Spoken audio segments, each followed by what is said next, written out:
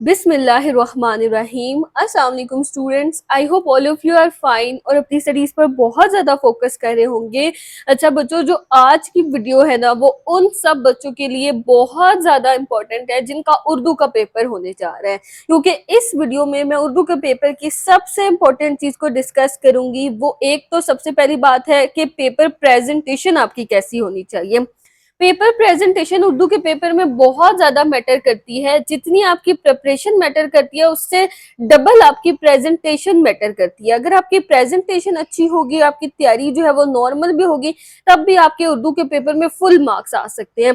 तो उर्दू के पेपर में प्रेजेंटेशन की अहमियत बहुत ज्यादा है। एक और चीज जो बहुत इंपॉर्टेंट होती है उर्दू के पेपर के लिए, वो ये होती है कि आपकी टाइम मैनेजमेंट, क्योंकि उर्दू के पेपर में सवाल ज्यादा होते हैं और अक्सर बच्चे टाइम को मैनेज नहीं कर पाते। उन्हें समझ नहीं आता हम किस क्वेश्चन को कितने टाइम में करें, किस क्वेश्चन को पहले करें और किसको बाद में करें, जिसके नतीजे में उनका जो है वो टाइम मैनेज नहीं हो पाता। उनके एक दो सवाल आखिर से रह जाते हैं और अक्सर ऐसे बच्चे होते हैं जो पोजीशन होल्डर्स होते हैं, टॉपर होते हैं, और वो अपनी इस गलती की वजह से कि उनका टाइम मैनेज नहीं हो पाता और उनकी पोजीशन जो है वो खत्म हो जाती है, यानी उनकी जो है वो टॉपर जो बच्चे होते हैं ना उनके मार्क्स कम आ जाते हैं। तो इस वजह से बहुत ज्यादा जरूरी है कि आप उर्दू के पेपर में टाइम को अच्छे तरीके से मैनेज करें। अच्छा, इस वीडियो में मैं आपसे एक तो डिस्कस करूंगी कि आपने कौन कौन सी स्टेशनरी यूज करनी है। सबसे पहली बात मैं आपको स्टेशनरी बताऊंगी। दूसरी बात मैं आपको अपनी खुद की पेपर प्रेजेंटेशन दिखाने जा रही हूँ, क्योंकि मैं खुद मैट्रिक बोर्ड में टॉपर थी, 96% थी मेरी।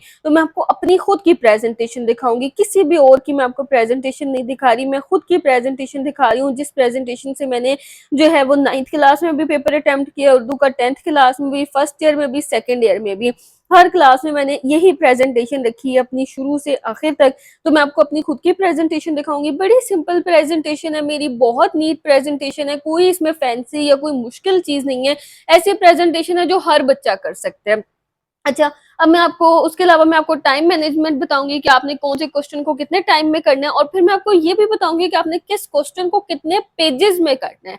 ये भी एक बहुत इंपॉर्टेंट बात होती है। अक्सर बच्चे होते हैं वो 2 नंबर के सवाल को जो है वो 3-3 पेजेस का लिख रहे होते हैं, और उसकी वजह से उनके जो बाकी सवाल जो इंपॉर्टेंट होते हैं, जिनके नंबर ज्यादा होते हैं, वो रह जाते हैं। तो इस वजह से आपको पता होना चाहिए कि मैंने किस सवाल को कितने पेजेस पे लिखना है। अच्छा, अब सबसे पहले मैं आपको स्टेशनरी बताती हूँ। मैं आपको कोई जो है वो ये नहीं कहने जा रही कि आप जो वो 604 605 मार्कर्स खरीदें और उनसे आप लिखें। जो सच्ची बात है, मैंने खुद भी पेपर दिए हुए, मुझे पता है इतना टाइम नहीं होता कि आप हेडिंग्स को दूसरे मार्कर से लिखें, सब हेडिंग्स को किसी और मार्कर से लिखें, और ये सारे टाइम पेपर में नहीं होते। आपने टाइम मैनेज करना होता है अपना। मैं आपको वो बताऊंगी जो चीजें मैं खुद यूज करती थी। बहुत सिंपल मेरी स्टेशनरी थी। मैं ये वाला मार्कर यूज करती हूँ। देखिए, ये सबसे सिंपल सबसे बेसिक मार्कर है, मैं यही मार्कर यूज करती थी। ये मेरा कट मार्कर है, ये वाला मैं मार्कर जो है वो कट मार्कर यूज करती थी ये। अच्छा, उसके अलावा इससे मैं सारी हेडिंग्स देती हूँ अपने पेपर में। फिर ये मेरे पास इस वक्त ब्लू पॉइंटर है, मैं अपने पेपर को ब्लू पॉइंटर से भी अटेम्प्ट कर लेती थी, और जेल लाइनर से मैं जो है वो पेपर अटेम्प्ट करती थी ज्यादातर। अब वो जेल लाइनर्स अवेलेबल नहीं होते। मैं आपको यहाँ पे पिक्चर दिखा देती हूँ जिस जेल लाइनर से मैं उस वक्त पेपर अटेम्प्ट करती थी। लेकिन ये जो है मार्क ब्लू पॉइंटर और जेल लाइनर तकरीबन सेम ही है, सिर्फ जेल लाइनर की इंक के अंदर ना थोड़ी सी शाइनिंग हो जाती है, आती है ना। लेकिन मैं आपको ये सजेस्ट करूंगी कि आप इंक पेन से अपने पेपर को ना सॉल्व करें, क्योंकि इंक पेन की जो इंक होती है ना वो अक्सर फैल जाती है। और दूसरी बात ये होती है कि आपके पेपर्स के देखे ना रिजल्ट जो है वो 4-4 महीने बाद आ रहे होते हैं, 4-4 5-5 महीने बाद। तो आपके पेपर्स भी इसी तरह चेक हो रहे होते हैं 2 महीने बाद, किसी का 3 महीने बाद चेक हो रहा होगा। तो फिर क्या होता है, इंक पेन की जो इंक होती है ना वो लाइट हो जाती है। तो वो इस वजह से इंक पेन को यूज करना जो है वो ठीक नहीं है। लेकिन अगर किसी बच्चे को आदत है इंक पेन से लिखने की, तो फिर वो ये कर सकता है कि वो थोड़ी इंक जो है वो अच्छी वाली यूज करे, डार्क इंक यूज करे, ध्यान रखे अपने पेन का कि इंक ना फैले, अच्छी इंक को यूज करे। अच्छा, उसके अलावा मैं यूज करती हूँ ये वाला ब्लैक पॉइंटर। देखिए, ये बीच बीच में मैंने वर्ड्स जो हाईलाइट किए ना, कुछ लोग ये जो है वो मार्कर से कर देते हैं, मार्कर से इसको हाईलाइट करते हैं, लेकिन मुझे अच्छा लगता है कि मैं ब्लैक पॉइंटर से करूं, तो थोड़ा सा डिफरेंट बीच में लुक आती है कि हमने हेडिंग्स मार्कर से दी हैं तो हम ये भी मार्कर से करते हैं, तो फिर बहुत मार्कर का यूज ज्यादा लगने लग जाता है, इसलिए मैं इसके लिए ब्लैक पॉइंटर यूज करती हूँ। अच्छा, अब यहाँ पे आपने ये गलती बिल्कुल नहीं करनी कि आप ब्लैक मार्कर यूज करें। ब्लैक मार्कर मोटा होता है, वो बहुत बुरा लगता है, उससे ना आपकी नीटनेस खत्म हो जाती है पेपर की। तो बस पूरी कोशिश करनी है कि पेपर की नीटनेस बरकरार रहे। तो जो मैं आपको चीजें बता रही हूँ ना, आपने वही यूज करनी है, इनसे आपका पेपर बहुत नीट लगते हैं। उसके अलावा मैं ये वाला जो पॉइंटर है ना, सॉरी मार्कर है ना, ये मैं इसलिए यूज करती हूँ, देखें ये जो मैंने डबल लाइनिंग की हुई है नीचे, ये जो मैंने हेडिंग्स के नीचे डबल लाइनिंग की है, उसके अलावा जो मैंने क्वेश्चन एंड होने के बाद जो एंडिंग लाइन लगानी है एंड पे स्केल से, वो मैं इससे लगाती हूँ, क्योंकि ये जो है ना कट मार्कर, इससे थोड़ी मोटी लग जाती है लाइन, फिर वो ना अच्छी नहीं लगती, फिर या तो ये दोनों लाइनें आपस में मिक्स हो जाती है तो एक ही मोटी लाइन बन जाती है, वो प्रेजेंटेशन खराब हो जाती है। इसकी आगे से जो निब होती है ना, वो थोड़ी सी बारीक होती है, क्योंकि ये कट नहीं होता ना, देखिए इसकी जो निब होती है ना, वो थोड़ी सी आगे से ये पॉइंटेड होती है, तो इससे लाइन जो है ना वो बारीक लगती है, तो ये डबल लाइनिंग इससे अच्छी लगती है। अब कुछ लोग इसमें ये भी कहते हैं कि आप ये जो कट मार्कर है ना, इसके दरमियान में यहाँ से जो है वो इस जगह से छुरी से ना कट लगा देते हैं इस जगह पे, तो वो कि डबल लाइन इकट्ठी लग जाएगी। मैंने वो करके देखा हुआ है, लेकिन मेरी उससे डबल लाइन ठीक नहीं लगती, वो मिक्स हो जाती है, दोनों लाइनें जुड़ जाती हैं आपस में, एक ही मोटी लाइन बन जाती है, डबल लाइन नहीं रहती वो, तो फिर मैं उसको सजेस्ट नहीं करूंगी। ये वो सारी चीजें हैं जो मैंने खुद ट्राई की और मैंने खुद मैं आपको सजेस्ट कर रही हूँ। तो ये हमारी हो गई स्टेशनरी की बात मुकम्मल। अब दूसरी बात मैं आपको ये बताऊंगी कि आपने पेपर की प्रेजेंटेशन कैसे करनी है, फिर मैं आपको साथ साथ मैं आपको ये भी बताऊंगी कि किस क्वेश्चन को आपने कितने पेजेस पे और कितनी लाइंस पे करना है, फिर मैं आपको बताऊंगी कि आपने कैसे टाइम को मैनेज करना है। अच्छा, अब देखिए प्रेजेंटेशन में सबसे पहले जो आपका उर्दू के पेपर में सवाल होता है, देखिए मैंने सबसे पहले ऊपर हेडिंग दी है इंशाइया तर्ज, सवाल नंबर 4। अच्छा, अब सवाल नंबर 4 मैंने पहले क्यों लिखा है, देखिए आपका जो उर्दू के पेपर में सबसे पहला सवाल आता है ना, वो होता है तशरीह का, नज़म और गजल की तशरीह, और दूसरा सवाल आपके पेपर में होता है नसर पारों की तशरीह। अब अगर आप सबसे पहले तशरीहात करने बैठ जाएंगे ना, आप उन तशरीहात को लंबा लंबा लिखेंगे, आप उन पर ज्यादा टाइम लगाएंगे, आपका पेपर का आधे से ज्यादा टाइम तशरीहात में खत्म हो जाएगा, और बाकी के सारे सवाल अभी पड़े होंगे, टेंशन अलग बन जाएगी। और तशरीहात कितनी है, 20 नंबर की, वो 20 नंबर की तशरीहात में आपका आधे से ज्यादा टाइम जो है वो पेपर का गुजर जाएगा। तो ये काम आपने बिल्कुल नहीं करना कि तशरीहात को बिल्कुल शुरू में लेके बैठ जाए। आपने क्या करना है, देखिए तशरीहात के फौरन बाद हमारे पास जो सवाल है ना, वो क्या है, मुख्तसर सवालात के जवाबात। यहाँ से आपने शुरू करने अपने पेपर को अटेम्प्ट करना मुख्तसर सवालात के जवाबात से। अब सबसे पहले इसमें 8 सवाल होते हैं, आपने 5 सवाल लिखने, 5 सवालों के जवाब लिखने हैं, तो आपने उनको नीट करके इस तरह लिखना है। देखिए अब सवाल नंबर 1 है, अब मैंने क्या किया, सवाल नंबर 1 के शुरू की 2-3 लाइंस लिख दी, बीच में डॉट्स डाल दिए, आखिरी लाइन लिख दी इस तरह, फिर जवाब ब्लैक पॉइंटर से लेके नीचे जवाब लिख दिया। अब अगर आप, कुछ बच्चे ऐसे करते हैं वो हेडिंग बना देते हैं ना, जैसे क्वेश्चन है पाकिस्तान की शहर अटक की वजह तस्मिया क्या है, तो अब मैं लिख दूंगी पाकिस्तान का शहर अटक, बस ये हेडिंग लिख के नीचे आंसर लिख दूं। कुछ बच्चे हेडिंग बना देते, लेकिन हेडिंग हर बच्चा नहीं बना पाता, ये काम हर बच्चा कर लेगा, तो ये मैंने इसलिए ये चीज लिखी है ताकि ये हर बच्चे के लिए आसान रहे। अच्छा, मैं भी अपने पेपर में ऐसे भी लिख लेती थी, लेकिन मैं ज्यादातर हेडिंग बना के ही लिखती थी। जैसे कोई क्वेश्चन है, मीर तकी मीर के नजदीक हक बंदगी किस तरह अदा हुआ, तो मैं लिख दूंगी हक बंदगी, यहाँ पे हेडिंग दे के ना, और नीचे उसका आंसर लिख दूंगी। लेकिन ये तरीका भी बहुत ठीक लगता है, तो आप इसको भी कर सकते हैं। तो सही है, इस तरह आपने ऊपर लिखना है अपना क्वेश्चन की कुछ ना कुछ हिंट, फिर आपने जवाब लिख के नीचे आपने अपना जवाब। अब उर्दू के पेपर में आपने कोशिश करनी है 2 से 3 लाइनों का जवाब हो, इससे ज्यादा जवाब ना हो, 2 नंबरों का ही जवाब होता है, और बस टू द पॉइंट आपने बात करनी है। ज्यादा अगर आप सवाल के जवाब में ज्यादा लिखने लग जाते हैं बीच में, फिर उसका ना तो अच्छा इंप्रेशन पड़ता है, दूसरी बात आप अपना टाइम वेस्ट कर रहे हैं। तो आपने खुद अपने टाइम को मैनेज करना है। तो उर्दू का जो भी सवाल जवाब में 2 से 3 लाइनों का अपने आंसर, ये देखें, ये मैंने खुदा उनकी मदद करता है जो अपनी मदद आप करते हैं, एक आजमूदा ये देखें, बिल्कुल मैंने 2-3 लाइनों का आंसर लिखा है। फिर ये भी नीचे जो नामदेव माली वाला सवाल है, बिल्कुल टू द पॉइंट बात, उन्होंने उसकी जात पूछी थी, मैंने उसकी जात बता दी है। सही है, ज्यादा मैंने उसके बारे में नामदेव माली की कोई डिटेल्स नहीं लिखनी शुरू कर दी, ये हो गया। अच्छा, उसके बाद अगला जो मेरे पास है, अब यहाँ पे देखिए मैंने यहाँ पे आपको एक और चीज दिखाने के लिए काम किया है। सवाल नंबर 1, सवाल नंबर 2, उसके बाद मैंने लिखा है सवाल नंबर 4। अब ये बात मैंने यहाँ पे इसलिए लिखी है, देखिए अक्सर बच्चे होते हैं, अब आपके पास हैं तो 8 सवाल करने, आपने उनमें से 5 हैं। अब देखो आपको सवाल नंबर 3 नहीं आता, आपने छोड़ दिया, सवाल नंबर 1 लिखा, सवाल नंबर 2 लिखा, तीसरा आपको नहीं आता, अब आपने चौथा करना है, तीसरे को आपने चॉइस पे छोड़ दिया। लेकिन अब कुछ बच्चे क्या करते हैं, यहाँ से तो उनका सीक्वेंस से सवाल नंबर 3 ही बन रहा है ना, तो वो ऊपर सवाल नंबर 3 लिख देते हैं। आपने वो नंबरिंग नहीं देनी जो आपके सीक्वेंस की नंबरिंग है, आपने वो नंबरिंग देनी है जो आपके क्वेश्चन पेपर के ऊपर नंबरिंग है। समझ आ रही है? अब अगर आपने सवाल नंबर 3 को छोड़ दिया है, तो आपने यहाँ पे सवाल नंबर 3 की नंबरिंग नहीं देनी, इस तरह आपका सवाल गलत हो जाएगा। वो कंसिडर यही करेंगे कि आपने सवाल नंबर 3 का जवाब लिखा है ये। آپ نے کیا کرنا ہے، جو آپ کے پیپر کے اوپر نمبرنگ ہے آپ نے وہ لکھنی ہے. تو سوال نمبر 4 اٹیمپٹ کیا ہے تو اس کی نمبرنگ دیں. پھر آگے دیکھیں، آگے آپ نے سوال نمبر 5 کو اٹیمپٹ کیا 4 کے بعد، تو آپ نے 5 کی نمبرنگ دے دی، حالانکہ بن یہ اب چوتھا سوال ہے. آپ کے سیکوینس کے حساب سے یہ آنسر آپ نے چوتھا لکھا ہے، لیکن کوسچن پیپر کے اوپر یہ سوال نمبر 5 تھا، تو ہم نے 5 ہی یہاں پہ نمبرنگ دی ہے. اس کے بعد دیکھیں، آپ نے جو ہے وہ چھٹا ساتواں آپ کو نہیں آتا، آپ نے اس کو نہیں اٹیمپٹ کرنا، ٹھیک سے نہیں آتا. اب آپ نے سوال نمبر 8 کو اٹیمپٹ کرنا ہے، تو آپ نے یہاں پہ نمبرنگ میں 8 ہی لکھنا ہے. تو یہ نمبرنگ کا آپ نے جو ہے وہ ساتھ ساتھ خاص خیال رکھنا ہے، اور ہر آنسر آپ نے 2 سے 3 لائنز کا لکھنا ہے، یا 1 سے 1.5 لائن کا، اس سے زیادہ آپ نے نہیں لکھنا، بس ٹو دا پوائنٹ آپ نے لکھنا ہے. اس کے بعد دیکھیں، اگلا جو سوال آتا ہے نا سوال جواب کے بعد، وہ آتا ہے آپ کا سبق کا خلاصہ. اگلا سوال دیکھیں، سوال نمبر 4 تھا سوال جواب، سوال نمبر 5 آپ کا ہے سبق کا خلاصہ. اب 2 سبق آتے ہیں جن میں سے آپ نے ایک کا خلاصہ لکھنا ہوتا ہے، وہ آپ نے اسی طرح سے اپنا لکھنا ہے. سبق کا عنوان لازمی لکھنا ہے، اور مصنف کا نام آپ نے خلاصے میں ضرور لکھنا ہے، مینشن کرنا ہے. صحیح ہے. اب یہاں پہ ہم نے مصنف کا نام بھی لکھ دیا. اس کے بعد ہمارا خلاصہ شروع ہو گیا. اب دیکھیں، خلاصے کے بیچ میں میں نے یہ دیکھیں بلیک سے اس کو ہائی لائٹ کیا ہے جو امپورٹنٹ ورڈز ہیں. یہ کچھ مشکل نہیں ہوتا، آپ نے پتہ کیا کرنا ہے، دونوں، یہ بھی میں آپ کو ہنٹ دیتی ہوں، یہ دونوں پوائنٹرز کے کیپ یوں کھول کے اپنے ہاتھ میں یوں پکڑ کے رکھنا ہے. بلو سے آپ لکھ رہے ہیں، لکھتے لکھتے آپ نے کوئی ورڈ بلیک سے لکھنا ہے، اس کو یوں رکھیں، بلیک سے وہ ورڈ لکھ دیں، بلیک کو یوں رکھیں. یہ نہیں کہ آپ کیپ بند کریں اور کیپ کھولیں، یہ کام آپ نے نہیں کرنا. کیپس کو آپ نے یوں کھول کے نا بس رکھ لینا ہے. تو اس طرح آپ نے یہ کام کرتے جانا. بیچ میں جو امپورٹنٹ آپ کو ورڈ لگے اس کو آپ نے بلیک سے لکھتے جانا. اس طرح آپ کے پیپر کی یہ دیکھیں بہت اچھی جو ہے وہ امپریشن پڑتا ہے. اچھا، اب سوال یہ ہے کہ خلاصہ ہم نے لکھنا کتنے پیجز کا ہے. اب یہ دیکھیں، میں نے جو یہ خلاصہ لکھا ہے نا، میں نے 1.5 پیج کا خلاصہ لکھا ہے.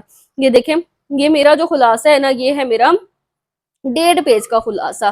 خلاصے کی جو لینتھ ہے نا، وہ کم سے کم 1.5 پیج ہو، 1.5 پیج سے کم کا خلاصہ نہ ہو، اور زیادہ سے زیادہ 2.5 پیج ہو. 2.5 پیج سے زیادہ کا خلاصہ اب نہ ہو، 1.5 پیج سے کم نہ ہو، 2.5 پیج سے زیادہ نہ ہو. اب میں نے اس کا 1.5 پیج کا خلاصہ کیوں لکھا، کیونکہ یہ چیپٹر ہی چھوٹا سا تھا. صحیح ہے. جو لمبا چیپٹر ہے اس کا آپ 2 سے 2.5 پیج کا خلاصہ لکھ سکتے ہیں، جو تھوڑا چھوٹا چیپٹر ہے اس کا آپ 1.5 پیج کا خلاصہ لکھیں. صحیح ہے. اس سے کم آپ خلاصہ نہ لکھیں جو بھی آپ کا چیپٹر کا خلاصہ ہے. تو اب یہ دیکھیں، یہ میرا یہاں سے یہ آدھا پیج یہ ہے، یہ اس پیج سے، اور اگلا جو پیج ہے، اگلا پورا پیج میں نے لکھا ہے اس طرح. اچھا، خلاصے کو آپ نے اسی طرح نا پیراگرافز بنا کے لکھنا ہے. پیراگرافز کی فارم میں جب آپ خلاصہ لکھتے ہیں نا تو اچھا امپریشن پڑتا ہے آپ کے خلاصے کا نا. اگر آپ اسی طرح اس کو لکھتے جائیں گے بغیر کوئی پیراگراف بنائے، آپ بس یوں لکھتے جا رہے ہیں نا، تو اس کا کوئی فائدہ نہیں ہے. آپ جتنا ایگزامینر کی آنکھوں کو اچھا لگائیں گے نا اپنے پیپر کو، اتنے آپ کے اچھے مارکس آئیں گے. دیکھیں، ایگزامینر کو تو نہیں پتا آپ نے کتنا پڑھا ہے، آپ کتنے لائق ہیں، آپ کو کتنا آتا ہے یا کتنا نہیں آتا.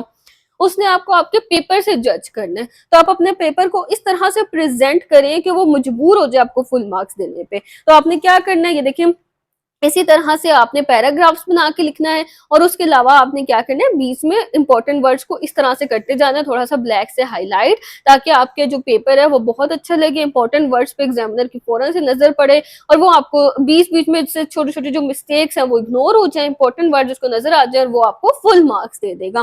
تو یہ ہو گیا ہمارا خلاصہ. یہ چیپٹر ہمارا اتنا لمبا نہیں تھا، تو ہم نے اس کا 1.5 پیج کا ہی خلاصہ لکھا ہے. 1.5 پیج سے کم کا آپ نے خلاصہ نہیں لکھنا. اب نیکسٹ دیکھیں، ہمارا جو سوال نمبر 6 ہوتا ہے نا، سوال نمبر 5 تو سبق کا خلاصہ تھا، سوال نمبر 6 ہمارے پاس ہوتا ہے نظم. اب نظم کا خلاصہ بھی آتا ہے اور کسی نظم کا مرکزی خیال آتا ہے. اب اگر آپ نے مرکزی خیال کیے ہوئے ہیں تو آپ مرکزی خیال کو اٹیمپٹ کریں گے، اور اگر آپ نے خلاصے کیے ہوئے ہیں تو آپ خلاصے لکھیں گے. اب دیکھیں، یہاں پہ میں نے مرکزی خیال لکھا ہے. مرکزی خیال تھوڑا چھوٹا ہوتا ہے، آپ نے جو ہے وہ 7 سے 8 لائنز یا 6-7 لائنز کا لکھنا ہوتا ہے. خلاصہ ہوگا تو آپ نے مرکزی خیال سے اس کو تھوڑا سا زیادہ لکھنا ہوتا ہے، اس سے مرکزی خیال سے تھوڑا ڈبل لکھنا ہوتا ہے آپ نے اس کو. صحیح ہے. اب دیکھیں، مرکزی خیال میں نے لکھا ہے، اس میں بھی سوال نمبر 6 لکھا، مرکزی خیال کی ہیڈنگ دی اس طرح سے، نظم کا عنوان، محنت کی برکات، شاعر کا نام. اچھا، یہ جو میں نے ڈبل لائننگز کی ہیں نا، یہ بھی میں آپ کو بتاؤں گی، آپ نے یہ ساتھ ساتھ نہیں کرنی ہوتی. جب میں آپ کو پیپر کی ٹائم مینجمنٹ بتاؤں گی نا، تو آخر میں ہمارے پاس 20 منٹ بچ جائیں گے، 15 سے 20 منٹ لازمی بچ جائیں گے. اس میں آپ نے یہ ڈبل لائننگ بھی کرنی ہوتی ہے. میں کچھ وظیفے بتاؤں گی جو آپ نے اس ٹائم پہ پڑھنے ہوتے ہیں، جو میں خود بھی پڑھتی ہوتی تھی. میں اسی ٹائم پہ ڈبل لائننگ کرنے کے ساتھ ساتھ اسی 15 منٹ میں یہ سارا کام کر لیتی ہوتی تھی. ساتھ میں یہ بھی دیکھ لیتی تھی میں نے کوئی کوسچن بیچ میں سے چھوڑ تو نہیں دیا. تو بہت ضروری ہے کہ آخر میں آپ کے پاس 15 سے 20 منٹ بچ جائیں، تاکہ آپ تھوڑی سی اپنے پیپر کی پریزنٹیشن کو بھی بہتر بنا سکیں، اور یہ بھی دیکھ سکے کہ کوئی سوال چھٹ تو نہیں گیا بیچ میں سے۔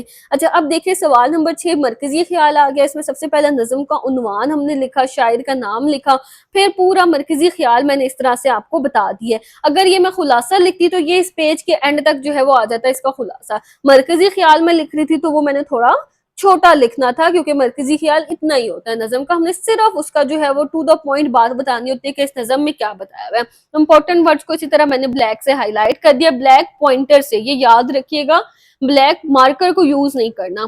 پھر اینڈنگ لائن لگا دی۔ اس کے بعد ہمارے پاس اگلا سوال جو ہے وہ سوال نمبر 7 آتا ہے، درخواست یا خط کا۔ اب میں نے سوال نمبر 7 اس لیے یہاں پہ نہیں لکھا، ویسے تو میں سیکوینس سے ہی چلنا چاہتی تھی۔ دیکھیں نا، آپ بہت زیادہ آگے پیچھے کریں گے نا، جیسے اب آپ بولے کہ میں سوال جواب کروں، اس کے بعد میں خلاصہ کر لوں، پھر میں آخری سوال کر لوں، پھر میں چوتھا سوال کر لوں، تب جو ہے وہ بہت چانسز ہوتے ہیں کہ بیچ میں سے کوئی کوسچن آپ کا چھٹ جائے گا۔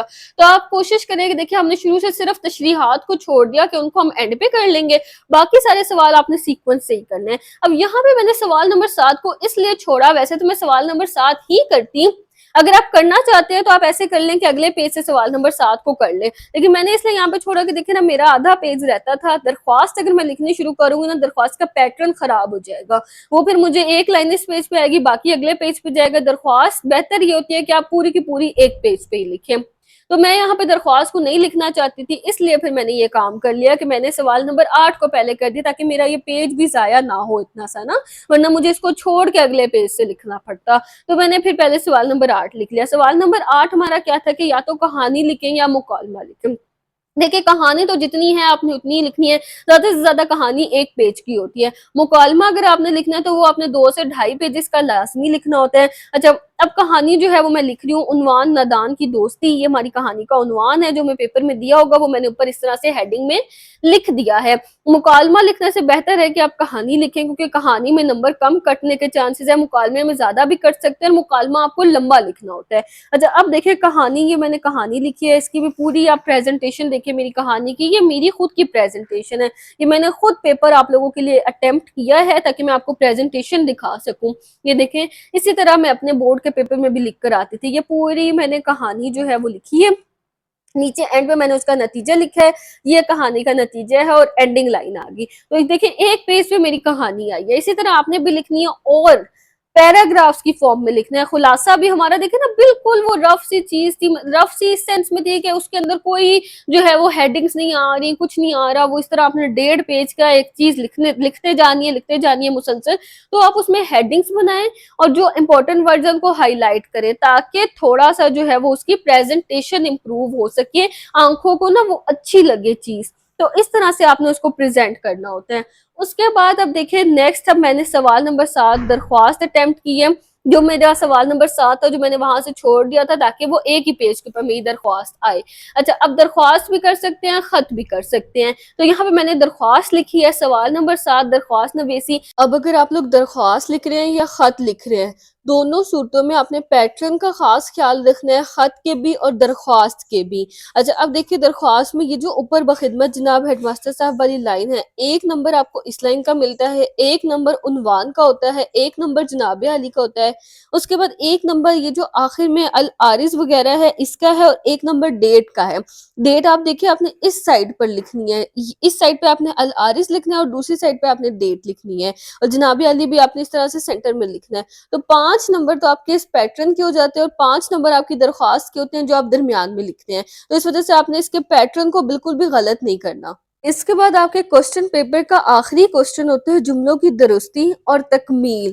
صحیح ہے، یہ آپ کے کوسچن پیپر کا آخری کوسچن ہے، آپ نے اس کو کرنا ہے۔ یہ بہت آسان سا کوسچن ہوتا ہے، اس کے اندر آپ کو کچھ جملے دیے جاتے ہیں جن کو آپ نے درست کر کے لکھنا ہوتا ہے، اور کچھ جملے ایسے ہوتے ہیں جن کو آپ نے مکمل کرنا ہوتا ہے، وہ آدھے لکھے ہوتے ہیں۔ تو اس کو آپ دیکھیں آپ نے کس طرح سے اٹیمپٹ کرنا ہے۔ دیکھیں اب یہ جو جملہ تھا جس کو ٹھیک کر کے لکھنا تھا، یہ 7 یا 8 جملے ہوتے ہیں جس میں سے آپ نے 5 کو اٹیمپٹ کرنا ہوتا ہے۔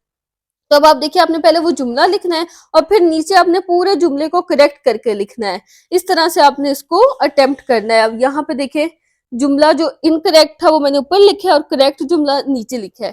یہاں پہ یہ جملہ جو تھا وہ آدھا تھا، اس کو کمپلیٹ کر کے لکھنا تھا، تو میں نے اس کو نیچے جو ہے اس کا آنسر لکھا ہے۔ تو اس طرح سے آپ اس کوسچن کو اٹیمپٹ کر سکتے ہیں۔ اب اس کے بعد آپ کا پورا پیپر اٹیمپٹ ہو چکا ہے، صرف اور صرف تشریحات رہتی ہیں. ایک تو جو سبق کے اندر سے پیراگراف آتا ہے اس کی تشریح رہ گئی ہے، اور ساتھ میں جو آپ کے نظموں اور غزلوں کے اشعار ہیں ان کی تشریحات رہتی ہیں. تو اب دیکھیں ہم نے باقی پورا پیپر اٹیمپٹ کر لیا، اب ہم آرام سے اپنی تشریحات کو لکھیں گے. سب سے پہلے آپ کو دیکھیں 2 پیراگراف دیے جاتے ہیں جس میں سے آپ نے ایک کی تشریح کرنی ہوتی ہے سبق کے اندر سے، تو آپ نے اس کی تشریح کرنی ہے. تو سوال نمبر 3 نثر پاروں کی تشریح، یہ ہم نے کرنا ہے. اچھا اب اس میں سے اب آپ دیکھ لیں، اگر آپ نے الف والا پیراگراف کرنا ہے تو آپ یہاں پہ الف لکھیں گے، اور اگر دوسرے نمبر کا جو پیراگراف ہے بے والا وہ کریں تو پھر یہاں پہ آپ بے لکھیں گے. پھر آپ نے پیراگراف کو بھی تھوڑا سا لکھ دینا ہے اس طرح سے کہ شروع کی 2-3 لائنز، پھر بیچ میں ڈاٹس ڈال کے آخری 2-3 لائنز، تاکہ پتہ چل جائے آپ کون سا پیراگراف کر رہے ہیں. اس کے بعد آپ نے حوالہ متن کی ہیڈنگ دے کے سبق کا عنوان لکھنا ہے اور مصنف کا نام لکھنا ہے. آپ کو پتہ ہونا چاہیے کہ کون سا پیراگراف جو آپ اٹیمپٹ کریں وہ کون سے سبق میں سے آیا اور اس کے مصنف کا نام کیا ہے. اب آپ کے پیپر میں جو پیراگراف دیا ہوتا ہے نا، اس کے اندر 3 الفاظ ایسے ہوتے ہیں جن کو انڈر لائن کیا ہوا ہوتا ہے. آپ نے ان الفاظ کے معنی لکھنے ہوتے ہیں، کبھی ان الفاظ کے نیچے انڈر لائن کیا ہوتا ہے اور کبھی ان کے اوپر انڈر لائن کیا ہوتا ہے. تو آپ نے اس چیز کو دھیان سے دیکھنا ہے کہ کون سے الفاظ جو ہے وہ پوچھے گئے ہیں پیپر میں. پھر آپ نے ان الفاظ کے نا معنی لکھنے ہوتے ہیں. تو اب آپ نے ہیڈنگ دینی ہے خط کشیدہ الفاظ کے معنی، اور پھر آپ نے ان الفاظ کے معنی لکھنے ہیں ان تینوں الفاظ کے.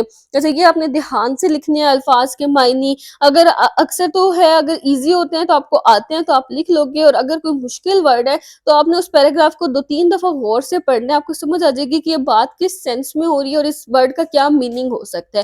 تو پھر آپ نے خود ہی اندازہ لگا کے اس کا معنی لکھ دینا ہے.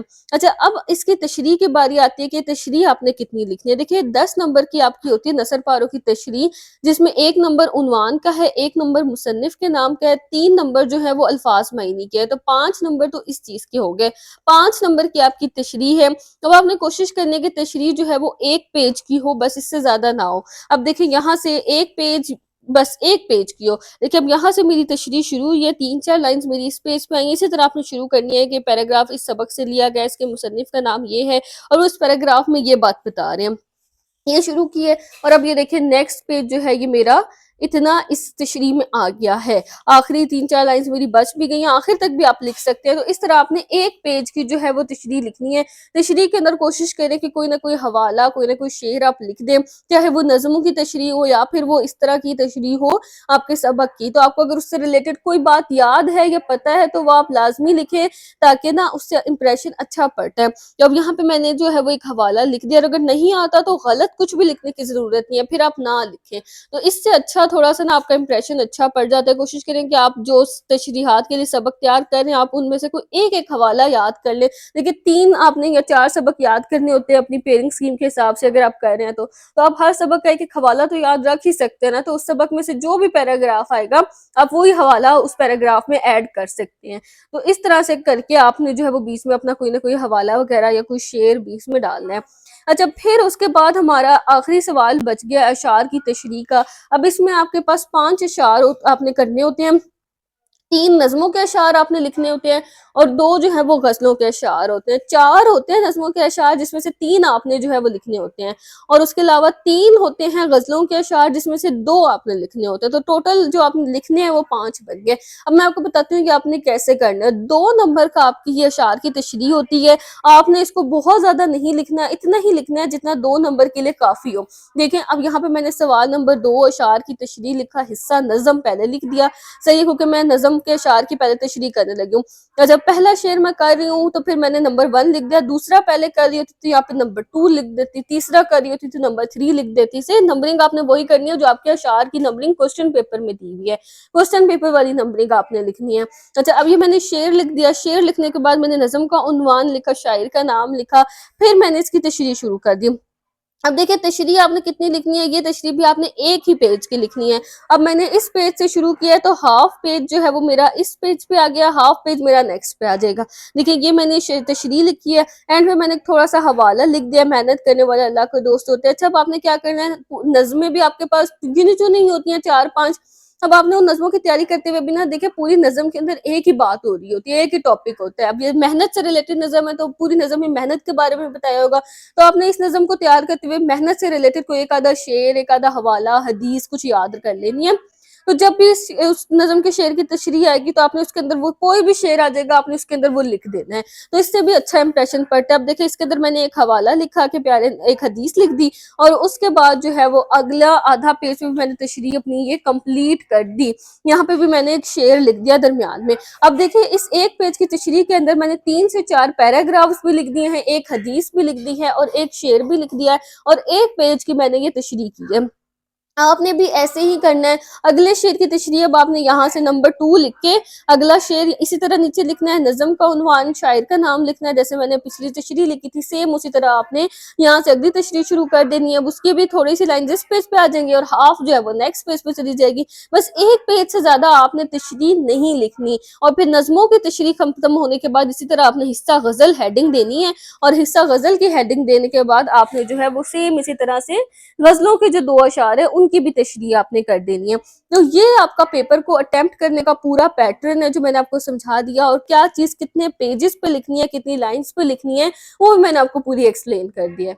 अच्छा, अब मैं बताती हूँ किस सवाल को आपने कितना टाइम देना है। सबसे पहले आपने ये जब सवालों के जवाबात लिखने हैं ना, देखेंगे सिर्फ 5 हैं और 2-2 मिनट से ज्यादा आपको नहीं लगेंगे लिखने में, तो 10 मिनट आपको इसको लिखने में लगेंगे। लेकिन मैं फिर भी आपको इसके लिए 14 मिनट दे रही हूँ इस सवाल के लिए।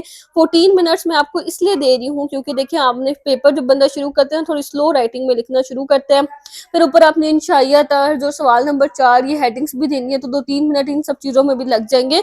तो 14 मिनट मैं आपको इस पहले सवाल के लिए दे रही हूँ। उसके बाद आपका जो अगला सवाल है ना वो है सबक का खुलासा। सबक का खुलासा देखिए ना, आपने 1.5 पेज का लिखना है या 2 पेजेस का, 1.5 से 2.5 के दरमियान आपने लिखना है। तो सबक के खुलासे पे आपको ज्यादा से ज्यादा लगेंगे 15 मिनट। 15 मिनट से ज्यादा आपको सबक के खुलासे पे नहीं लगने चाहिए। आपने ना घड़ी अपने पास रखनी है, अपने टाइम का हिसाब रखना है कि ये चीज मैंने इतने टाइम में ही करनी है। तो अब ये आपको 15 मिनट लग जाएंगे सबक का खुलासा लिखने में। इसके बाद अगला सवाल है मरकजी ख्याल का। मरकजी ख्याल में देखिए वैसे तो आपको 5 मिनट ही लगेंगे, लेकिन फिर भी मैं इसके लिए आपको दे रही हूँ 7 मिनट, कि आपने 7 मिनट में मरकजी ख्याल को कंप्लीट कर लेना है। और अगर आप खुलासा लिख रहे हैं तब भी आपको 7 से 10 मिनट के दरमियान उस खुलासे को कंप्लीट करना है। उसके बाद आपके पास सवाल आ जाता है कहानी का। कहानी या मुकालमा आप जो लिखेंगे उसको आपने 10 मिनट के अंदर कंप्लीट करना है। देखिए एक पेज की कहानी है, उसको आपने 10 मिनट में लिखना है। और मुकालमा अगर आप लिखेंगे 2 से 2.5 पेजेस का लिखेंगे, लेकिन फिर भी देखे ना कहानी तो आपने पूरी मुसलसल लिखते जाना है। मुकालमे में तो ये होता है कि आपके 1 लाइन 1.5 लाइन का है, फिर अगली एक लाइन आधी लाइन की बात होगी, तो वो इस तरह से मुकालमा भी आपका 10 मिनट में मुकम्मल हो सकता है। उसके बाद हमारे पास बारी आ जाती है दरख्वास्त की। दरख्वास्त जो है ना वो हमारी, ये अगला जो हमारा सवाल है दरख्वास्त का, तो दरख्वास्त के लिए भी मैं आपको 10 मिनट दे रही हूँ पूरे के पूरे। दरख्वास्त या खत जो भी आप लिखेंगे वो भी आपने जो है वो 10 मिनट के अंदर अपना कंप्लीट कर लेना है। वैसे तो ये 8 मिनट का काम था, तो दरख्वास्त भी आप जो है वो 10 मिनट में कंप्लीट कर सकते हैं, कोई मुश्किल बात नहीं है। उसके बाद ये जो जुमलों की दुरुस्ती और तकमील है ना, 7 मिनट इसके लिए बहुत हैं, क्योंकि 5 ही जुमले हैं, आपने सिर्फ एक लाइन का आंसर लिखना है। 5 मिनट आपको इसमें लगेंगे, लेकिन मैं आपको फिर भी थोड़ा बहुत टाइम जो है ना वो मैनेज बीच में कर रही हूँ। 7 मिनट्स दे रही हूँ, आपने पूरे ध्यान से अपना पेपर करना है, इधर उधर कुछ नहीं देखना। तो अब ये आपका जो है वो 7 मिनट में ये हो जाएगा। फिर अब तशरीह, इसके बाद अब हमारे पास तशरीहात रह जाती हैं। सवाल नंबर 3 नसर पारों की तशरीह, आपने एक पैराग्राफ की तशरीह लिखनी है बीच में से। 15 मिनट जो है वो इसके लिए आपके पास बहुत है। मैं हर क्वेश्चन के लिए आपको इनफ टाइम दे रही हूँ, ज्यादा टाइम दे रही हूँ, बल्कि किसी किसी क्वेश्चन में से आपके पास 1-2 मिनट बच जाएंगे। अच्छा, उसके बाद आपने जो है ये तशरीहात जो लिखनी है ना, आप 30 से 35 मिनट इस पे लगा सकते हैं, 30 मिनट इसके लिए काफी है। अच्छा, अब देखिए आपके जो पेपर है वो 2.5 घंटे का पेपर होता है, जिसमें से 20 मिनट आपके एमसीक्यूज के होते हैं, 2 घंटा 10 मिनट सब्जेक्टिव के लिए होते हैं। अब ये जो आप इस टाइम को इस हिसाब से लिखेंगे ना, ये टाइम बहुत है हर क्वेश्चन के लिए, तो 1 घंटा 50 मिनट आपको लगेंगे क्वेश्चन को ये पूरे पेपर को अटेम्प्ट करने में, और पीछे आपके पास 15 से 20 मिनट बच जाएंगे। अब जो आखिरी आपके पास 15-20 मिनट बच जाएंगे ना, उसमें आपने ये काम करना है कि ये डबल लाइनिंग्स करनी है। ये देखें, ये जो डबल लाइनिंग हुई हुई है ना, ये आपने उस 15-20 मिनट में करनी है। 15-20 मिनट बहुत ज्यादा, 10 मिनट के अंदर अंदर आपके पेपर की डबल लाइनिंग हो जाएगी। अच्छा, अब देखिए उसके बाद आपने क्या करना है, पेपर के ना हर पेज के ऊपर जो आपका पेपर है उसके ऊपर आपने लिखना है फ़अग़शयनाहुम फ़हुम ला युबसिरून। मैंने आपको अपनी एक वीडियो में भी बताया, इस तरह आपने ना अपनी शहादत की उंगली से یہ لکھنا ہے، اوپر ڈاٹس لگانے ہیں، جو نقطے ہیں وہ لگانے ہیں، لیکن جو زیر زبر ہے نا وہ نہیں لگانی. بس یہ اس طرح آپ نے فَأَغْشَيْنَاهُمْ فَهُمْ لَا يُبْصِرُونَ ہر پیج کے اوپر آپ نے نا ہر پیج کے اوپر اپنی اس طرح سے نا شہادت کی انگلی سے لکھتے جانا ہے. اس کا مطلب یہ ہوتا ہے کہ اللہ تعالیٰ جو ہے وہ کیا کرے گا، آپ کی غلطیوں کے اوپر پردہ ڈال دے گا. آپ نے پورا یقین رکھنا ہے اس کے اوپر. جب آپ لکھیں گے تو اللہ تعالیٰ آپ کی غلطیوں پہ پردہ ڈال دیں گے. آپ سے جو بیچ میں کچھ چھوٹی موٹی مسٹیکس ہو چکی ہوں گی وہ ایگزامینر کو نظر نہیں آئیں گی اور آپ کے پیپر میں فل مارکس آ جائیں گے. اچھا، اب ان کیس آپ کے پاس اتنا ٹائم نہیں بچا کہ آپ ہر پیج کے اوپر اپنی انگلی سے لکھ سکیں، تو آپ نے کیا کرنا ہے، درود شریف پڑھنا ہے، پھر 7 دفعہ یہ پڑھنا ہے. سورت یاسین کی یہ آیت ہے، آپ نے کیا کرنا ہے، 7 دفعہ پڑھنا ہے فَأَغْشَيْنَاهُمْ فَهُمْ لَا يُبْصِرُونَ. پھر دوبارہ اینڈ پہ درود شریف پڑھنا ہے اور اپنے پورے پیپر کے اوپر اس کو پھونک دینا ہے. تو اس طرح آپ کا پیپر انشاءاللہ تعالیٰ کمپلیٹ پیپر بہت اچھا ہوگا، ٹائم مینیج ہو جائے گا، پیپر کی پریزنٹیشن بہت اچھی ہوگی اور آپ کے پیپر میں فل مارکس آئیں گے. تو اگر آپ کو بچوں ویڈیو یوزفل لگی ہو، اس ویڈیو نے آپ کی ہیلپ کی ہو، تو میرے چینل کو ضرور سبسکرائب کیجیے گا. میں آپ لوگوں کے لیے بہت محنت کرتی ہوں تاکہ آگے آنے والی جو مزید ہیلپ فل ویڈیوز ہیں وہ بھی آپ کو ساتھ ساتھ ملتی رہیں. اس کے علاوہ ویڈیو کو بھی لائک کیا کریں اور آگے اپنے کلاس فیلوز سے شیئر بھی کیا کریں، کیونکہ علم کو جتنا بانٹا جائے اتنا بڑھتا ہے.